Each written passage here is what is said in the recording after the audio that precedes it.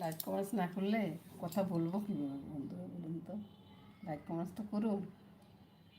পূজার করে আসছি, পূজা দিচ্ছি, সেটি হয়তো আপনারা দেখে একটু মনে মনে চিন্তা করতেছেন আমি রান্না বিষয়ক ভিডিও ছাড়ি, হচ্ছে এটা কি দেখাচ্ছি।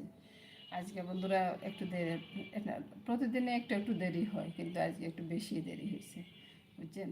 কেন দেরি হয়েছে সেটা বলবো, একটু পরে বলবো। আজ আগে পুজোর কাজটা সারিনি, তারপরে কথা বলবো। হ্যাঁ রে আমার,